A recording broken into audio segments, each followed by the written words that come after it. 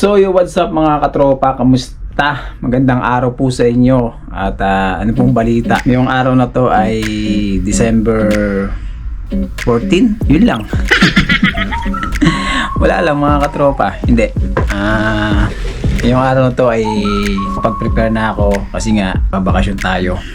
So ako'y nalulungkot pero okay lang. Kaya natin to. Bakasyon tayo ng wala na dala na pera. Talagang buhay OFW. Akala nila pag OFW ka, ang dami-dami mo ng pera, no? Akala nila nagtatay ka ng pera dito sa abroad. Hindi nila alam, kripisyo, hirap, pagod, guro mo. Sa ipunan lang, siguro nakaipon na tayo ng mga resibo, saka problema.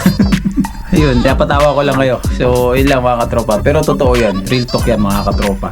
Subukan nyo mag-abroad para malaman nyo kung ano yung buhay talaga ng OFW sa masulok ng bansa, no? Anyway, so sa araw na to ay nakapag-prepare na ako. Nahanda ko na yung mga gamit ko, yung mga luggage ko na dadalhin. Ito. Yan.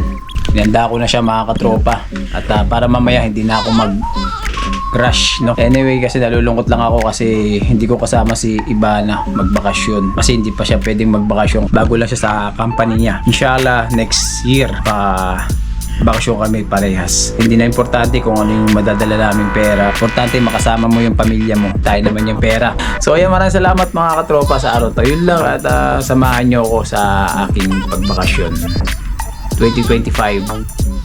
So kita-kits sa Pilipinas. Enjoy natin to kahit wala si Ivana, hindi natin nakasama si Ivana sa pagbakasyon. So may communicate. LDR muna kami ni Ivana. So ayan mga katropa, let's go! Dito na tayo sa baba ng building namin. At ihati tayo ni Ivana. Say hi ka muna sa viewers natin. Kahit walang nanonood. Ito yung ating mga gamit mga katropa, yung baggage natin. Yan. So ito yung hand carry ko, yung laptop, tapos yan. Ito yung ipapasok natin sa loob. Taxi mga katropa na nakausap ko ay parating na daw. Kaibigan namin na si Arlene parating na rin. So hinihintay lang namin dito sa baba ng building.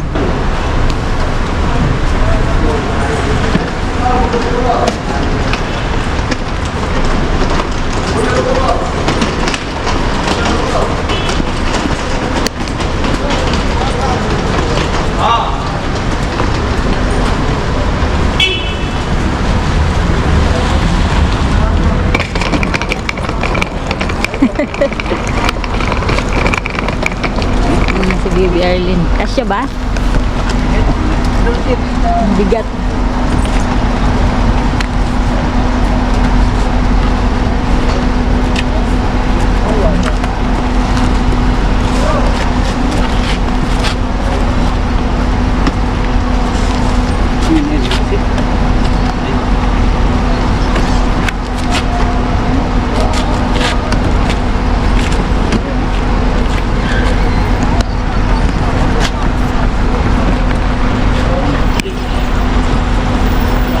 Hindi ka kasya. Mamasira Ayun. Yan, ano mo na lang. Lagay mo na lang sa'yo. Sa ibabaw, sa ibabaw. Hindi ko alam paano magandang. Nakita ko nga rin. Ayun na. So tara na, nandito na tayo. Ito na yung Hindi, pwede lang. Uy, nagdala ka pa. Okay na. Carry? Tignan natin mamaya. Tingnan natin. Hindi na lang namin. Ayan si Arlene. Hi Arlene. Good evening. Welcome to my vlog. Wala, saan mo rin yung papi? Ano yan? Kaya mo ba dyan, be? Itong Sige. Ito yung anak niya? Yan mo to. Kaya mo ba dyan? Ayun, ayun. Yeah. Oh, sige. Lalaki. Lolo kasi. Wait. Alright. Just wait Baba. Yung laptop Diyan. Baka mo lang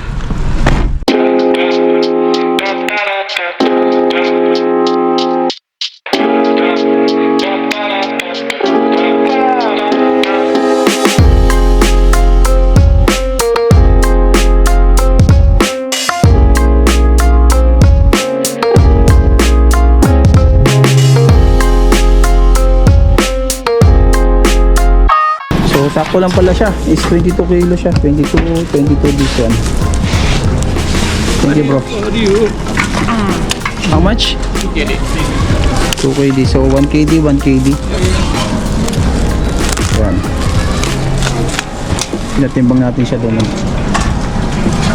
Dito muna kami sa may Karibo. Nagkape muna kami bago ako pala pumasok doon. Sila pala, ako lang pala. Ayan. Charlene. Hello. Karibo baka naman. Nagkape muna kami rito tapos mamaya pa naman kasi yung yung opening gate ko at 10 o'clock pwede na ako pumasok doon kasi nga ang ano naman ng flight is bali 3 AM na rin kasi 2:55 nakalagay doon sa departure nakita namin. KU417 Kuwait Airways. At dumating na yung aming order. Ayan. Kape-kape muna kami rito. Ang pagising. Alin kaya ito? Ito kay Arlene. Basta natin. Kuha na kasi na pwedeng gustong kumuha na.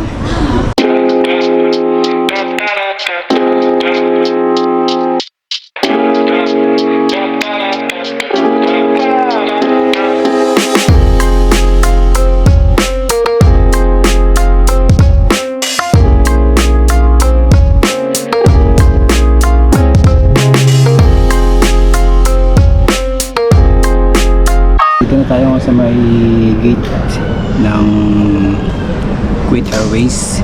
So waiting lang tayo ng oras para makapasok doon. So ayan mga katropa at waiting pa rin tayo ng dito sa gate. So Joey po. So may nakilala tayo dito si Tatay. Ano ba pangalan niya, Tay? Robert Asu. Robert? Isang OFW din. Siyempre OFW yun. Dito nga Robert P. Azib. Taga saan po kayo sa Manila? Davao. Oh, Davao. Shoutout sa mga Davao. Yan. Yan, shoutout po. Si Tatay Robert. Tagal nyo. Tagal nyo na OFW. Since 1988. Saudi. Sabi no. Siguro marami na kayong napundar. Kano lang naman Saudi sa Saudi. Bagay kasi iniisip nila pag abroad daw, marami na raw na pupundar, no? Tingin nila mayaman. Kung single ka lang. Oo. Okay. Kung may Pero pinapaaral ka.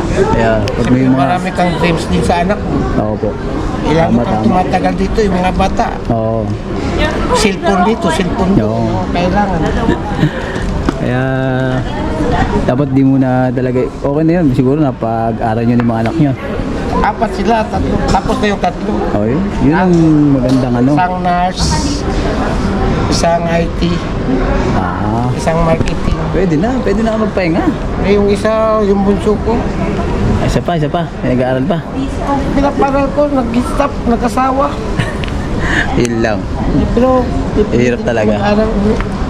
So, hanggang kaya pa. Kaya pa po. Kaya pa, no? Kaya saludo talaga ako sa mga OFWs na mga katulad namin. Mahirap kung hindi mo papag-aralin ng bata. Sa kanila kasi, ang akala nila madali. Nakikita ko yung trabaho eh. Nakikita ko kung wala kang know-how, hanggang doon ka lang. Oo. Kung kaunlad, okay na kahit magsimula ka sa janitor pag-graduate ka. Oo, okay. Kasi Iba na kasi ngayon eh. run, maaangat ka rin sa taas. Oo. Pero mas maganda yung, pero mas maganda pa yung may kasamang diskarte din sa buhay. No? Natatay. Bali na wala kang basta Oo. tapos ka lang, tapos pag pumasok ka sa kumpanya, huwag kang Maganda rin. Oo. pumunta agad sa taas, siyempre may nauna sa'yo. Kahit janitor ka lang. Darating din ng araw yung tinatawag nating yung inside, Oo. yung internal job. Oo. Kaya Pero sa amin, kasi mayroon din na mas maganda rin talagang may natapos tapos sama mo ng diskarte sa buhay yun. tignan mo yung mga, Pero ako hindi man ako nakapagtapos. ako hindi rin ako. High school lang ako eh. Ako nakatungtong din Pero ako ng college. basta marunong ka dumiskarte sa buhay kaya makakapag-abroad ka. Yung mekaniko nga, nag-aral na, doon ako, napilitan ako. Ayaw ko nga tanggapin yun kasi driver lang ang alam. Oo. Pero pinipilit ako ng kasi kailangan nila ng tao. Oo. Ayan, tinatalo. Natuto at natuto. Opo. Ayan talaga eh. Kaya, Talagang ano mo, swerte yung makapasok. Di saka kailangan din ng diskarte sa buhay. Oo. Dami nga nakapagtapos, walang trabaho eh. Pero Diba? sa panahon, hindi yun, sinasadya na yun. Oo. Ang maganda Eh lalo na sa Pilipinas, ang hirap ng buhay nga sa Pilipinas. Yung nakatapos ka, pag maganda yung nakatapos. Yun, oo. Yung kasama rin yung may diploma, may kasama rin. Kasi pag nakapag-brood ka, malaking ano yun eh. Sa ano eh. Pag nakatapos ka, kahit magsimula ka janitor sa abroad, darating makakuha ka rin ng chances Tama. na talagang para sa kurso mo. Lalo na kung magaling ka sa computer. Oo. Eh ngayon, talagang panahon ngayon, puro Kasi sa computer, social media na, technology na ngayon. Napag-aralan mo lahat eh. Pag magaling ka sa computer, ang hindi mo lang pwede pag-aralan doon, yung mga doktor, yung mga Oo. engineer. Pero Nga kung po. mga accounting lang, kayang-kaya mo na sa computer. Pero yung hindi mo lang kaya, yung mga tinatawag nating mga doktor na... Yun, siyempre, iba na po yun eh. Iba Kasi yun. katawan na yun eh. Tao Mga engineer. Tao na yung inaano natin. Pero kung mga Yung mga kaya- social kaya mo media, yan, technology. So, technology. Sa mga na. Kaya trabaho. online. Yan, nakasap po natin si Tatay Robert. From Davao. Shoutout. Shout out sa mga taga Davao. Aywa, Duterte. Duterte, of course, boss ko Duterte. yan. Duterte. Salamat po Tatay Robert. God bless po. Finally, bumukas na rin yung gate. Actually, late na kami. Dapat 1:55. Nasa loob na kami ng aeroplano. Oras na 2:22 na ng morning. So, marami pa rin tao dito. Yan. Yan. So, update na lang mamaya guys. So ayan na nga, nakapasok na tayo. At sa tagal-tagal natin hinihintay. Medyo delay lang ng konti mga kapo. Hindi na masyadong matagal. Siguro mga isang oras lang siya. Wala pa yung mga 35 minutes lang. Actually dapat 1:55 yung pasok namin dito sa Orlando. Pero makapasok na kami mga 2:30. So yan. Okay. Wait, Airways KU 417. Dito na tayo sa pintuan ng aeroplano mga katropa. Can you just remove it?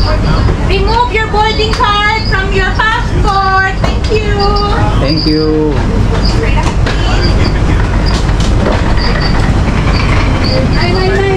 Other side, then right, please. I will help you with the few boarding card. You can sign. I will help you. I will help you. Please come on board. Morning. Morning. 15 Juliet on the other side, please. Thank you. Welcome. 15 Juliet. So, 15 Juliet. Hanapin natin yung 15 Juliet.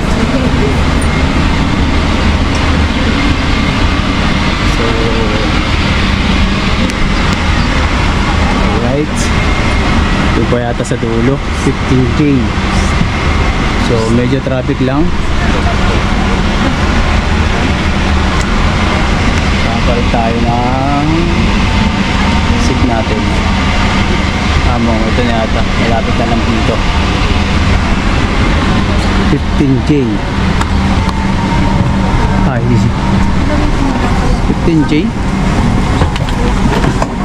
Alright. 15J, right? Thank you. Oh, finally, dito lang tayo.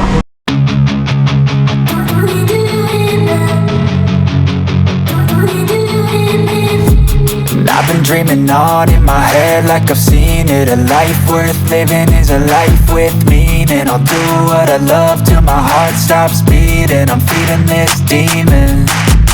Got a taste, can't erase bitterness in my face. Work a job every day till your dreams fade away. Like a card, never change. Play the game that we say. I need a break. Time staying strong, need to move on to be what I want. I'll keep dreaming on. Ilang minuto na lang, landing na kami sa NAIA Manila International. Kunti na lang, kunting kempot na lang.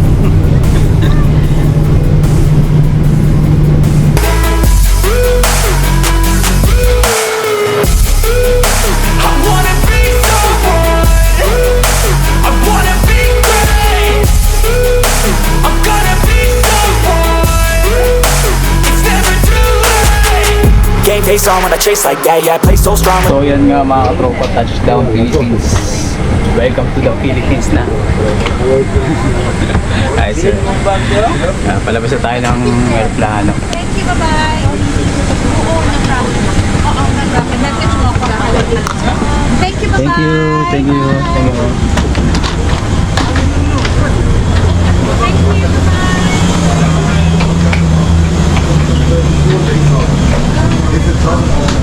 The manual form override or you don't accept? No more manual?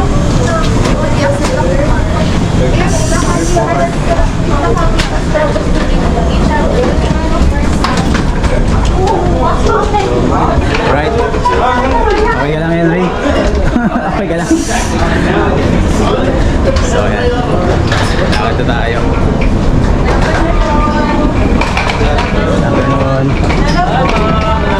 Good afternoon. Thank you. Hi sir. Good afternoon. So, Manila International. Nina Aquino.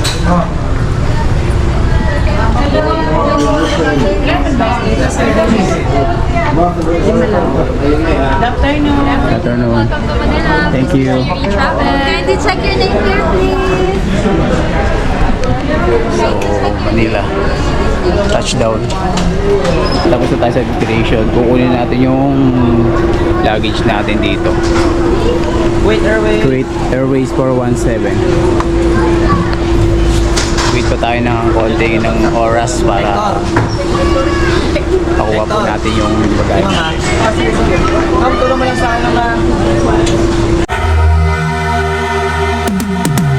Cause I've been living life right like I could just die any minute. Going for a ride down the side, PCH, country limit. I don't need a guide. Kalabas na tayo sa airport. Hintay lang tayo ng sundo. Marami talaga naghihintay dito mga katropa. Kita nyo naman, hindi lang ako eh. No? Kita yung dami eh. Ayan. Dami dun.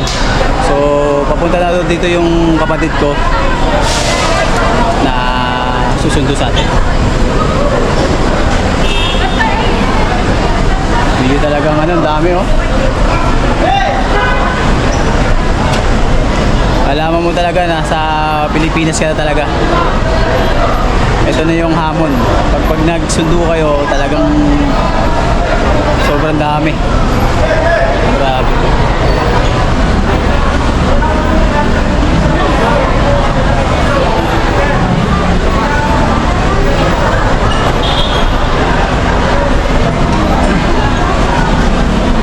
Ito na tayo sa van. Sundo na tayo ng ating mahal sa buhay. Mga generals ko. Your birthday, 05, right? 051. Yeah. Open it. Yeah. Madilim yung sakyan. 41. Saan ba pwede kumain? Ano ulit? Ito, alam ko na. 05. Full force po ang pagsundo, full force. 05. 111. Ah, buong ano ah. Say hi. Hi, dali. Wow.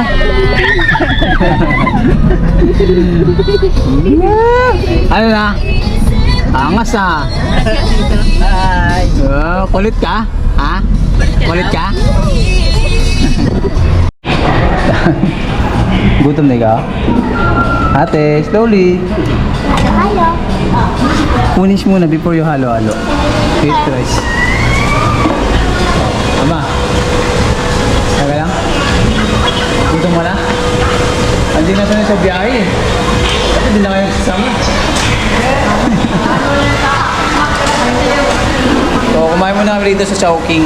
Kasi nga, nagutom na itong mga sila mama, sa si papa, mga pamangkin ko. So, stop muna kami dito sa South. Laki na rin na bago dito sa South. What do you say? Thank you. Tsura mo naman, ayaw mo yung tsura mo. Ayaw sabi naman mo. Ako? Ate, slowly. Tin, kain na. Kain na. Kain ng rice. Okay? Project. laking... Ang dami mong tagyawat. Wow. Dami mong tsura mo. Ba't ganyan yung tsura mo? Oh. Okay lang kayo? Kaya, kaya lang po. Butin sa kanin. Kaya nga hindi mo sila pwedeng maka-order ng isang, isang plato eh. Hindi pwedeng umorder ng isang plato. Gusto isang may order na gano'n. Wala nga silang plain rice. Hindi ka lang ng Jollibee o ano to. Lahat sila, mayroon silang kasamang ano. Kaya lang, pag di naubos, take out. Oh. Okay. Kain tayo. Kain po, kain. Subo lang muna ako. Doon na lang ako sa bahay dadali.